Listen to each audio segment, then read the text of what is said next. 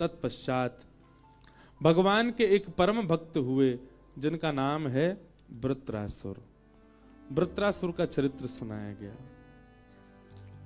लगभग बहुत वर्षों से मैंने वृत्रासुर का चरित्र कहा नहीं, आज थोड़ा इसका विस्तार करेंगे। बहुत ध्यान से सुनिएगा। ठाकुर जी का जन्मोत्सव अभी करेंगे हम लोग, पर उससे पहले के जो क्रम है उनको कर लें। एक असुर हुआ जिसका नाम था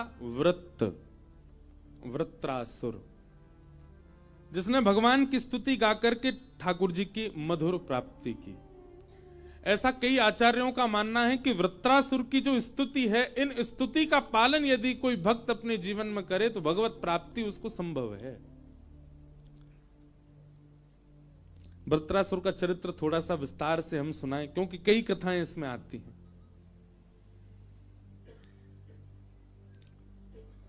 देवताओं के एक गुरु थे, उनका नाम था बृहस्पति। देवताओं के गुरु का नाम है बृहस्पति। बहुत ध्यान से सुनिएगा, बहुत अच्छी कथा है। तो एक बार की बात है कि देवता कुछ आयोजन कर रहे थे और उसमें सब लोग नाच रहे थे, गा रहे थे, उत्सव मना रहे। तभी बृहस्पति का आगमन हो गया स्वर्ग में। सब लोग इधर देखो, बहुत ध्यान से सुनो। इंद्र यानी कि देवताओं के राजा ने बृहस्पति को आते हुए देख लिया, और बृहस्पति को आते देख उनके मन में आया कि अब ये गुरुजी और आ गए यहां पे, अब हम लोगों को इनका सम्मान करना पड़ेगा, इनके लिए आसन लगाना पड़ेगा। नाच गा रहे थे, थोड़ा सभ्यता रखनी पड़ेगी। गुरुजी भी कभी भी आ जाते हैं। अब इंद्र के मन में जब ये भाव आया अपने गुरु के प्रति, तो बृहस्पति को ये बात समझ आ गई कि इंद्र मेरी उपस्थिति से प्रसन्न नहीं है। तो बृहस्पति बोले, मुझे कौन सी गरज पड़ी इनका गुरु बनने में। बृहस्पति जी ने अपने गुरु पद से त्याग कर दिया और श्री बृहस्पति जी अंतर ध्यान हो गए। बंधुओं, एक बात बताएं आपको, ठाकुर जी के प्रति आपके मन में यदि कभी ऐसा भाव आ जाए, दुर्भाव आ जाए, वह आपको इतना दंडित नहीं कि ठाकुर जी दंडित करेंगे ही नहीं, पर यदि आचार्यों के प्रति, गुरुओं के प्रति, वैष्णवों के प्रति यदि आपके मन में दुर्भाव आ जाता है, ठाकुर जी कभी क्षमा करते नहीं फिर। इसलिए एक चीज का बहुत ध्यान रखा कीजिए कि आपसे कभी वैष्णव अपराध ना बने। भगवत अपराध बन जाए कोई दिक्कत नहीं। ठाकुर जी, कई लोग पूछते हैं, महाराज जी स्नान करते करते हमारे हाथ से फिसल गए, ठाकुर जी हमसे नाराज है? नहीं। कई माताओं के छोटे छोटे बालक होते हैं, वो नहाते नहाते गिर जाते हैं। हर माता का एक बालक कभी ना कभी तो बिस्तर से भी गिरा होगा, कभी हाथ से भी छूटा होगा। इसका मतलब ये थोड़ी बालक नाराज है। बालक उद्यम इतना मचाता है, गिर जाता है। तो ठाकुर जी अगर कभी हाथ से गिर जाएं, कभी कुछ, उसमें ठाकुर जी नाराज है ऐसी बात नहीं। और कभी अगर ठाकुर जी कहीं से खंडित हो जाएं, उसका एक भाव माना जाता है कि आपने ठाकुर जी को पाषाण माना था, इसलिए ठाकुर जी खंडित हो गए। अब ठाकुर जी कह रहे हैं दोबारा मेरी सेवा लाओ, दूसरी सेवा लाओ, और अब की बार पाषाण मत मानना, प्रत्यक्ष मेरे प्रति ये भाव रखना कि मैं प्रत्यक्ष हूं, कभी खंडित नहीं हो सकते ठाकुर जी। तो एक बात और है, अगर आप ठाकुर जी को पाषाण मानते हैं ना, तो ठाकुर जी ऐसी स्थिति बनाएंगे कि वो आपके हाथ से गिरें। अगर आप उनको प्रत्यक्ष मानोगे तो कभी ठाकुर जी आप पकड़ोगे ही ऐसे, आप बैठाओगे ही ऐसे, आप सेवा ही ऐसे करोगे कि वो प्रत्यक्ष है, कभी छूट ही नहीं सकते हाथ से। पर इसमें भी ये नहीं मानना चाहिए कि ठाकुर जी आपसे नाराज हैं। लेकिन किसी ब्रजवासी के प्रति, किसी तीर्थवासी के प्रति, किसी तिलकधारी के प्रति, किसी जटाधारी के प्रति, किसी वस्त्रधारी के प्रति, किसी वैष्णव के प्रति, भले ही वो व्यक्ति कैसा भी है, पर फिर भी उसके प्रति आपके मन में कुभाव उत्पन्न हो रहा है, ये वैष्णव अपराध जो आप कर रहे हैं, इससे ठाकुर जी नाराज होते हैं। इसलिए कभी वैष्णव अपराध मत करना।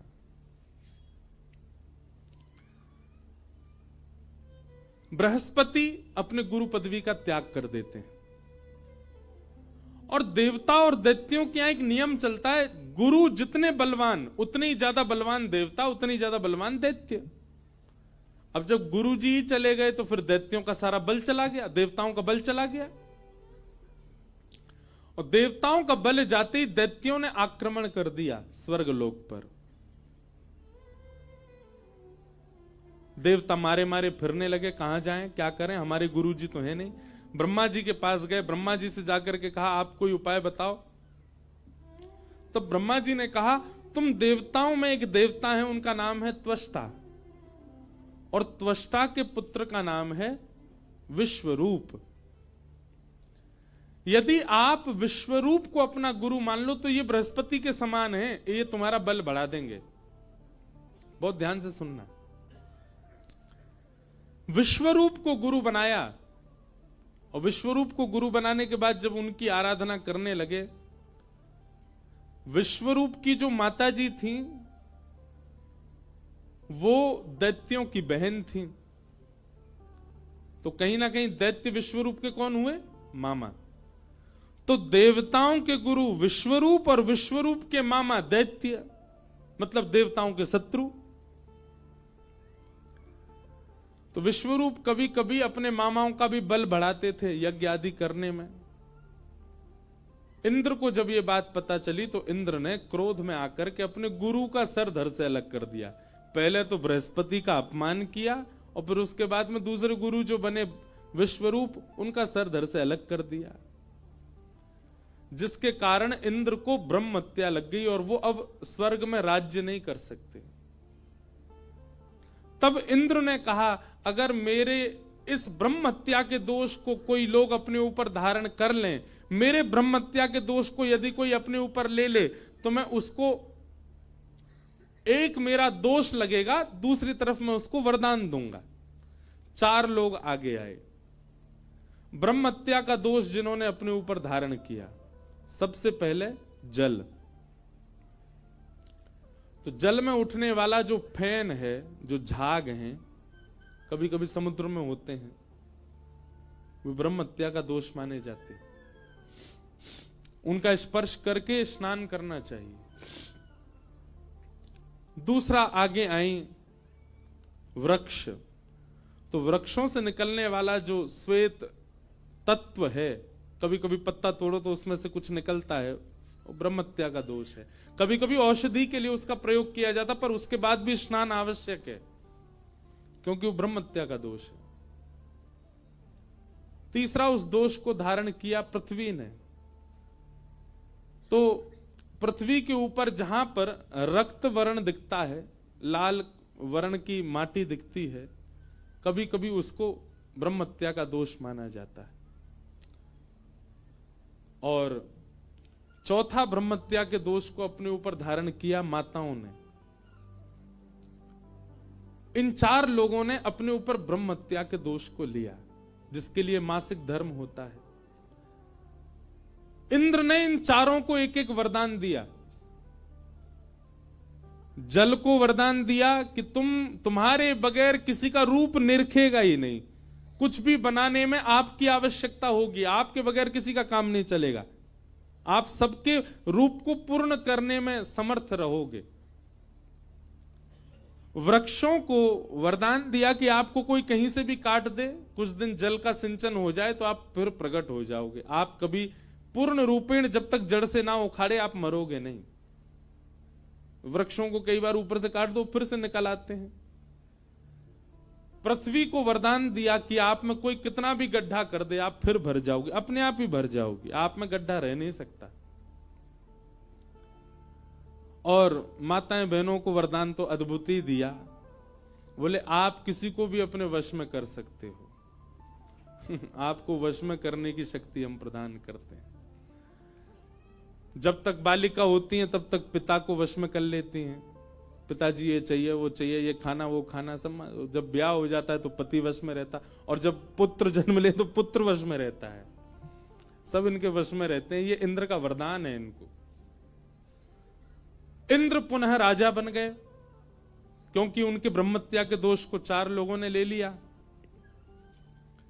परंतु विश्वरूप जिनको मारा गया था, उनके पिता ने इंद्र से बदला लेने के लिए, मेरे बेटे को मार दिया इंद्र ने, उन्होंने यज्ञ से एक नया बालक उत्पन्न किया जिसका नाम हुआ वृत्रासुर। वृत्रासुर इतना भयानक राक्षस था कि देवता त्राहिमाम करके दौड़ने लगे उससे बचने के लिए, परंतु यज्ञ करते समय त्वष्टा से एक गलती हो गई। उन्होंने मंत्र का उच्चारण किया, उसमें अनुस्वार की गलती के कारण इंद्र का शत्रु बालक तो हुआ, इंद्र को मारने वाला नहीं, इंद्र से मरने वाला बालक हुआ। लेकिन वृत्रासुर इतना बलवान था कि उसके आगे कोई देवता टिक नहीं पाए। ब्रह्मा जी के पास गए, बोले क्या करें, ये तो हमको मार देगा, देवता सब खत्म हो जाएंगे। तब ब्रह्मा जी ने कहा एक ही उपाय है। बोले क्या? दधीच मुनि के पास जाओ और उनकी अस्थि यानी कि हड्डी, उनकी हड्डियों से वज्र बनेगा, उसी वज्र से मरेगा ये। अब देवता सब बोले हम किसी ऋषि से जाके कैसे कह दें अपनी हड्डी दे दो? ब्रह्मा जी बोले देख लो, अगर दे दें तो तुम बच जाओगे, नहीं तो सब अलविदा। देवता दौड़े दौड़े दधीच मुनि के पास गए, दधीची जी से जाके कहा कि आप अपनी अस्थि प्रदान कर दीजिए, हड्डी दे दीजिए। दधीच मुनि ने बलिदान किया और अपनी हड्डियां प्रदान कर दी देवताओं को, और उसी से वज्र बना जिससे वृत्रासुर के साथ युद्ध हुआ। पर युद्ध से पहले वृत्रासुर ने भगवान की स्तुति गाई, और ये स्तुति सुनने लायक है, याद करने लायक है। अहम हरे तव पादैकमूल दासानुदासो भवतास्मि भूय मनस्मरेता सुपतेर्गुणांस्ते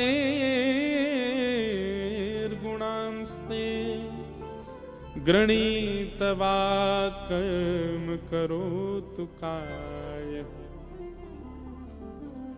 न नाकपृष्ठं न च पारमेष्ठं न सार्वभौमं न रसाधिपत्यं न योगसिद्धिरपुनर्भवं वा समञ्जसत्वा विरहैकाङ्क्षे अजातपक्ष इव मातरं खग स्तन्यं यथा वत्सतराच्छुदार्था प्रियं प्रियैव विषितं विषण्णा मनोरविंदाक्ष दृदिक्षते त्वाम्। ये 3 श्लोक हैं, बहुत ध्यान से सुनिएगा। हम इन तीनों का व्याख्या करें, फिर सीधे कृष्ण जन्म की ओर चलेंगे। वृत्रासुर कह रहे हैं, सबसे पहली बात, इंद्र जैसे ही मारने के लिए आया, वृत्रासुर बोले रुक जाओ, पहले मैं अपना काम कर लूं, भगवान की स्तुति गा लूं, फिर मुझे मार देना। तो वृत्रासुर भगवान से कहता, हे नाथ मुझ पर एक कृपा कर दो। क्या? दासानुदासो भवतास्मि भूय, मैं आपके चरणों के जो दास है ना, आपको जो भजते हैं, ऐसे दासों के दासों का दास मुझे बना दो, ऐसी कृपा मुझ पर कर दो। मैं आपका दास ना बनूं, आपके दासों के दासों का दास बन जाऊं, ऐसा अनुग्रह मेरे ऊपर कर दो नाथ। ठाकुर जी सुनकर के थोड़े चौंक गए, बोले इसने सीधे मेरे चरणों की प्राप्ति नहीं मांगी, दासानुदासो भवतास्मि भूय। ठाकुर जी बोले वृत्रासुर तेने मेरे चरण नहीं मांगे, दासानुदास क्यों मांगा? मेरे दासों के दासों का दास क्यों बनेगा? वृत्रासुर कहता है, 3-4 बातें हैं इस भाव में। एक भाव वृत्रासुर कहता है, नाथ दासों के दासों का दास बनूंगा तो उनसे आपकी सेवा सीखूंगा, थोड़ा और ऊपर जाऊंगा, फिर दासों का दास बनूंगा, उनसे आपकी सेवा सीखूंगा, फिर और ऊपर आऊंगा, तब दासों का दास बनूंगा, और सेवा सीख करके ऊपर आऊंगा, तब आपके दास बनूंगा। इतने दिन दासों के दासों का दास बन करके मैं निपुण हो जाऊंगा सेवा में। मैं सीधे आपकी सेवा में गया और सीधे आते ही मुझसे कोई अपराध बन गया नाथ, वो मैं नहीं चाहता। मैं चाहता हूं पहले मैं दासों का दास बन करके अपने आप को निपुण बना लूं, ताकि आपकी सेवा में जब आऊं तो मुझसे कोई अपराध ना बने। एक बात याद रखिएगा बंधुओं, मैं एक बात कहा करता हूं, लोग बाग पूछते हैं हमें श्री जी कैसे मिलेंगी, हमें वृंदावन कैसे मिलेगा, हमें श्याम सुंदर कैसे मिलेंगे, श्री बिहारी जी की कृपा कैसी होगी। ध्यान से सुनियो मेरी बात। किसी बालक को यदि किसी कंपनी में जॉब चाहिए तो उसको अपना एक रिज्यूम तैयार करना पड़ता है। उस रिज्यूम में बताना पड़ता है कितने पढ़े हैं, कितनी क्वालिफिकेशन है, कितना एक्सपीरियंस है, लास्ट काम कहां करते थे, वहां कितनी सैलरी मिलती थी, वहां किस तरीके का तुम्हारा काम था, कितने साल का तुम्हारा वहां एक्सपीरियंस रहा। वो सबके बेसिस पर उन सबको देखते हुए फिर तुम्हारा इंटरव्यू होता है, तब तुमको जॉब मिलती है। ठीक वैसे ही एक अपना रिज्यूम तैयार करो और रिज्यूम में केवल ये बताओ आपने कितनों नाम जप कियो है, कितनी साधना की है, कितनी कथा श्रवण करी है, कितने संतन की सेवा करी है, कितने संतन के चरण धोए हैं, कितने संतन को प्रसाद पवायो है, कितने संतन को संग कियो है। ये सब एक रिज्यूम में लिखो और जाकर के श्री जी को अर्पित करो। किशोरी जी के सामने जाकर के कहो, हे श्यामाजू अगर हम आपको अनुकूल लगते हो, हे राधारमण जू अगर हम आपको अनुकूल लगते हो तो हमें अपनी चाकरी प्रदान करो। मीराबाई कहती हैं, श्याम मने चाकर राखो जू, हरि जी माने चाकर राखो जू। चाकर रहसू बाग लगासू, नित उठ दर्शन पासू।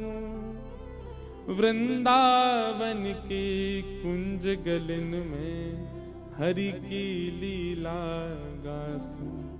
हरि जी मने चाकर राखो जी, बिहारी मने चाकर राखो। मीराबाई ने ना जाने कितने वर्षों तक बाहर निवास किया, वृंदावन को केवल भजा। कितने वर्ष बाद वृंदावन गई मीराबाई। क्यों? पहले स्वयं को निपुण बनाया। हम ठाकुर जी के योग्य तो बन जाएं, पहले सेवा आ तो जाए हमारे जीवन में, तब जाएंगी ठाकुर जी के पास। तो ऐसे भैया श्री जी की प्राप्ति ऐसे ही ना हो जाएगी। वृंदावन जा रहे हो, बरसाने जा रहे हो, वहीं पड़े भयो बातें नहीं मिलेगी।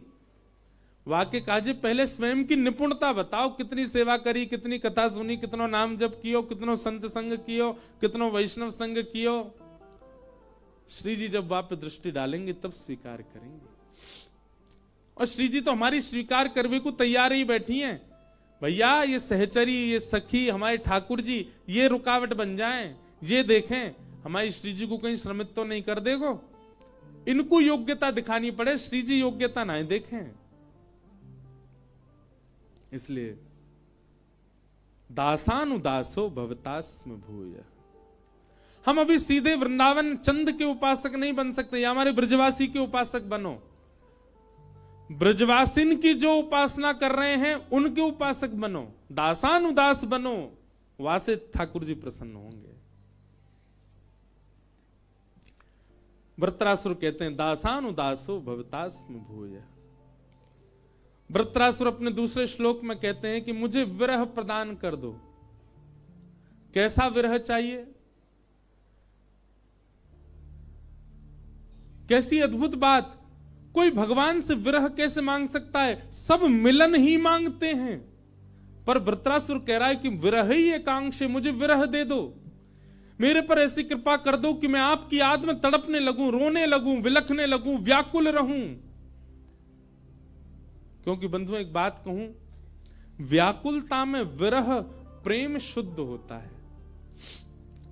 क्षमा कीजिएगा, जो व्यक्ति कभी विरह में नहीं रहा, जिस व्यक्ति ने कभी व्याकुलता का अनुभव नहीं किया अपने जीवन में, उसका प्रेम शुद्ध नहीं हो पाएगा। विरह आवश्यक है।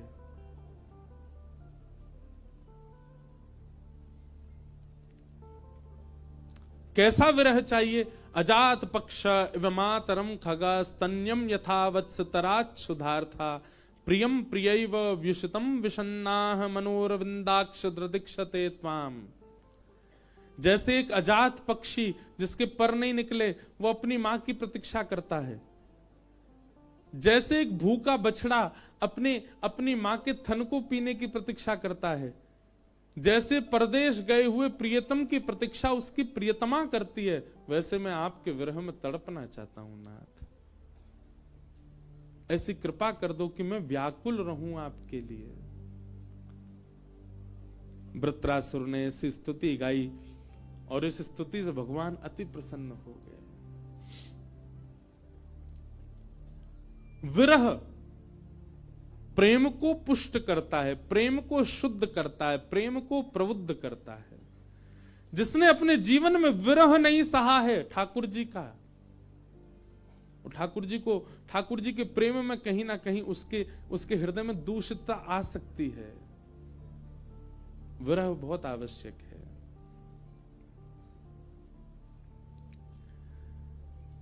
वृत्रासुर ने भगवान की स्तुति गाई, वृत्रासुर के पूर्व जन्म की कथा सुनाई गई। तत्पश्चात प्रहलाद चरित्र आया, जहां भगवान नृसिंह प्रकट हुए और प्रकट होकर के प्रहलाद के ऊपर अनुग्रह किया, प्रहलाद जी पर कृपा हुई। तत्पश्चात गजेंद्र मोक्ष की कथा सुनाई गई, देवासुर संग्राम, वामन अवतार का प्रसंग सुनाया। हम सबको प्रणाम मात्र कर रहे हैं। गंगा जी के प्रादुर्भाव की कथा सुनाई, वो हमने एक दिन कथा में सुनाई थी, गंगा जी कैसे प्रकट होकर के आई। खट्वांग राजा उनके दीर्घ बाहु के रघु के पृथु के अज और अज के हुए महाराज दशरथ। और महाराज दशरथ के यहां पर भगवान